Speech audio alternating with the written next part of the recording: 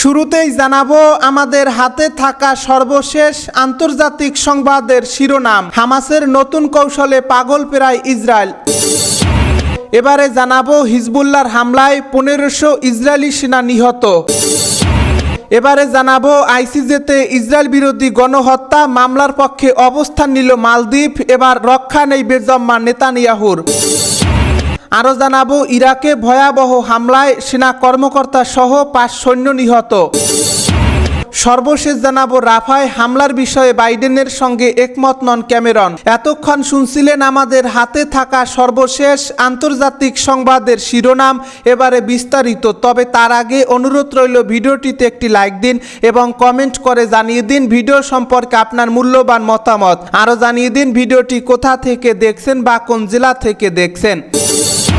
হামাসের নতুন কৌশলে পাগল প্রায় ইসরায়েল। চতুর্মুখী চাপ আর হামাসের প্রতিরোধে এখন রীতিমতো চোখের সর্ষে ফুল দেখছেন মধ্যপ্রাচ্যের কসাই হিসাবে খ্যাত ইসরায়েলের প্রধানমন্ত্রী বেনিয়ামিন নেতানিয়াহু। হামাস ধ্বংসে গাজার রাফা শহরের সর্বাত্মক অভিযানে ধরে এখন পালানোর পথও খুঁজে পাচ্ছে না ইসরায়েলের হায়নারা।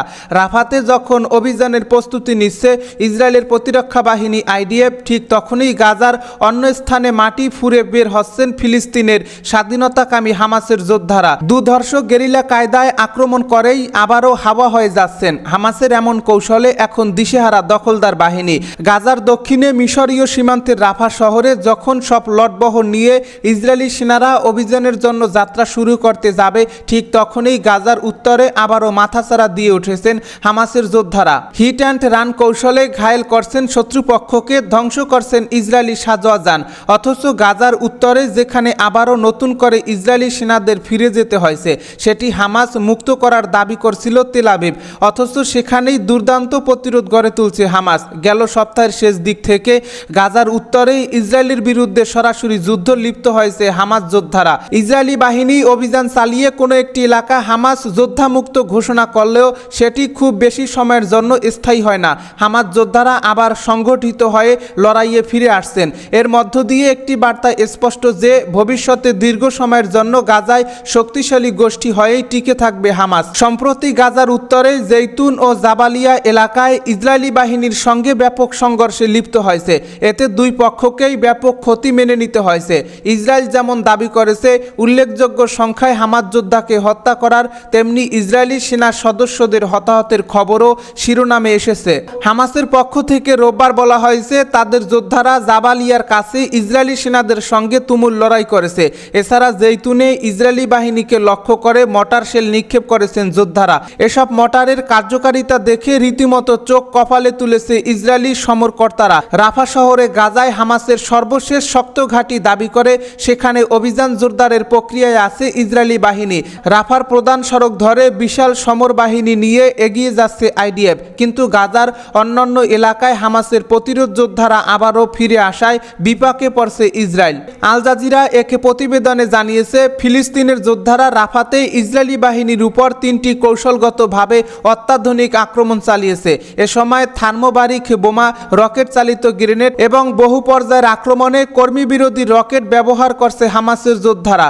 এই আক্রমণগুলো আগে থেকেই পরিকল্পনা করছে হামাস। ইসরায়েলি আক্রমণ প্রতিহতে নতুন কৌশল হাতে রেখেছে এই গোষ্ঠীটির সামরিক শাখা কাসাম ব্রিগেড। সমন্বিত যুদ্ধ ইউনিট নিয়ে ইসরায়েলি বাহিনীর বিরুদ্ধে আক্রমণে যাচ্ছে তারা। এই কৌশলে পূর্ব রাফাতে ইসরায়েলি সেনাদের উপর 18টি হামলা চালায় হামাস। গাজা যুদ্ধ শুরুর পর থেকে এ পর্যন্ত 1500 ইসরায়েলি সেনা নিহত হয়েছে। লেবাননের ইসলামী প্রতিরোধ আন্দোলন হিজবুল্লাহর মহাসচিব সাইয়েদ হাসান নাসারুল্লাহ বলেছেন, গাজা যুদ্ধ শুরুর পর থেকে এ পর্যন্ত আঞ্চলিক প্রতিরোধ যোদ্ধাদের হামলায় 1500 দখলদার সেনা নিহত হয়েছে। সাম্প্রতিক মাসগুলোতে লেবানন ইসরায়েল সীমান্ত সংঘর্ষে নিহত দখলদার সেনাদের সংখ্যা এর মধ্যে অন্তর্ভুক্ত কিনা তা পরিষ্কার করেননি হিজবুল্লাহর মহাসচিব। গতকাল হিজবুল্লাহর সিনিয়র কমান্ডার মোস্তফা বদরুদ্দিনের শাহাদাত বার্ষিকী উপলক্ষে দেওয়া ভাষণে এ তথ্য প্রকাশ করেন হাসান নাসারুল্লাহ। 2016 সালে সিরিয়ার রাজধানীর দামেস্কে ইহুদিবাদী ইসরায়েলের হামলায় শহীদ হন মোস্তফা বদরুদ্দিন। গাজার প্রতিরোধকামী যোদ্ধা এবং হিজবুল্লাহর রকেট ও ড্রোন হামলায় হতাহত ইসরায়েলি সেনাদের কথা গোপন রাখে বর্ণবাদী সরকার। আইসিজেতে ইসরায়েল বিরোধী গণহত্যা মামলার পক্ষে অবস্থান নিল মালদ্বীপ। অবরুদ্ধ গাজা উপত্যকায় ইহুদিবাদী ইসরায়েল যে বর্বর গণহত্যা চালাচ্ছে তার বিরুদ্ধে আন্তর্জাতিক বিচার আদালত বা আইসিজেতে দায়ের করা দক্ষিণ আফ্রিকার মামলার পক্ষে অবস্থান গ্রহণের কথা ঘোষণা করেছে। গাজার অত্যন্ত ঘনবসতিপূর্ণ রাফা শহরে যখন ইসরায়েলের যুদ্ধবাজ প্রধানমন্ত্রী বেনিয়ামিন নেতানিয়াহু স্থল আগ্রাসন শুরু করেছে তখন মালদ্বীপের পক্ষ থেকে এই মামলার পক্ষে অবস্থান নেওয়ার ঘোষণা এলো। গতকাল মালদ্বীপ সরকার এক বিবৃতিতে জানিয়েছে ইসরায়েলের বিরুদ্ধে আইসিজেতে দক্ষিণ আফ্রিকার দায়ের করা মামলার পক্ষে তারা অবস্থান নেবে। বিবৃতিতে বলা হয়েছে মালদ্বীপ সরকার যে কোনো প্রয়োজনে ফিলিস্তিনি জনগণের দীর্ঘ ভোগান্তির স্থায়ী সমাধান নিশ্চিত করতে দৃঢ় প্রতিজ্ঞ। অবরুদ্ধ গাজা উপত্যকার রাফা শহরে ইহুদিবাদী ইসরায়েল আগ্রাসন চালানোর মধ্য দিয়ে সেখানে যে মানবিক বিপর্যয়ের সৃষ্টি করেছে তারও শক্ত ভাষায় নিন্দা জানায় মালদ্বীপ। দেশটি বলেছে ফিলিস্তিনের নিরপরাধ বেসামরিক জনগণের উপর ইসরায়েল যে অব্যাহতভাবে হত্যাকাণ্ড চালিয়ে আসছে তা আন্তর্জাতিক মানবাধিকার আইনের চরম লঙ্ঘন। ইরাকের হামলায় 5 সৈন্য নিহত হয়েছেন। নিহতদের মধ্যে একজন সেনা কর্মকর্তা এবং অন্য 4 জন সেনা সদস্য।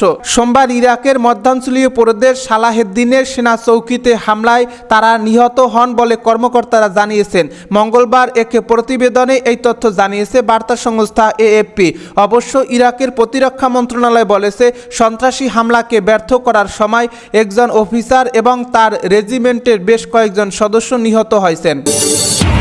রাফায় হামলার বিষয়ে বাইডেনের সঙ্গে একমত নন ক্যামেরন। গত বছরের 7 অক্টোবর থেকে ফিলিস্তিনের অধিকৃত গাজায় নৃশংস হামলা চালিয়ে যাচ্ছে দখলদার ইসরায়েল। 7 মাসের অধিক সময় ধরে চলা এ হামলায় 35,000-এর অধিক ফিলিস্তিনির মৃত্যু হয়েছে, যাদের মধ্যে অধিকাংশই নারী ও শিশু। এত বড় গণহত্যার পরেও নির্লজ্জভাবেই ইসরায়েলকে সমর্থন করে যাচ্ছে পশ্চিমা দেশগুলো। যদিও মার্কিন প্রেসিডেন্ট জো বাইডেন ফিলিস্তিনের রাফায় হামলা চালালে অস্ত্র সরবরাহ বন্ধ করে দেওয়ার হুমকি দিয়েছে নেতানিয়াহুকে, তবে বাইডেনের হুমকির তোয়াক্কা না করে রাফায় হামলা চালিয়েছে নেতানিয়াহু। এদিকে রাফায় ইসরায়েলের হামলার বিষয়ে মার্কিন প্রেসিডেন্ট জো বাইডেনের সাথে দ্বিমত করেছেন যুক্তরাজ্যের পররাষ্ট্র সচিব ক্যামেরন। তিনি বলেন, মার্কিন প্রেসিডেন্ট জো বাইডেন এক সাক্ষাৎকারে বলেছেন ইসরায়েল রাফায় অভিযান চালালে অস্ত্র সরবরাহ বন্ধ করে দেবেন, তবে আমি তার সাথে একমত নই। আমি মনে করি ইসরায়েলে অস্ত্র সরবরাহ বন্ধ করা বুদ্ধিমানের কাজ নয়। তিনি বলেন, রাফায় ইসরায়েল হামলা শুরু করেছে, এটি উদ্বেগের বিষয়, কিন্তু তাই বলে তাদের কাছে অস্ত্র বিক্রি বন্ধ করা যায় না। ক্যামেরন বলেন, শেষবার যখন আমাকে এই বিষয়ে নির্দেশ দেওয়া হয়েছিল আমি তা পালন করিনি। এর কয়েকদিন পরেই ইরান তাদের উপর হামলা করে। আমি মনে করি ওই নির্দেশটা ছিল ভুল। অবশ্য ইরানের হামলায় ইসরায়েলে হতাহতের কোনো খবর পাওয়া যায়নি। এর কয়েকদিন পরেই ইরান তাদের উপর হামলা করে। আমি মনে করি ওই নির্দেশটা ছিল ভুল। অবশ্য ইরানের হামলায় ইসরায়েলে হতাহতের কোনো খবর পাওয়া যায়নি।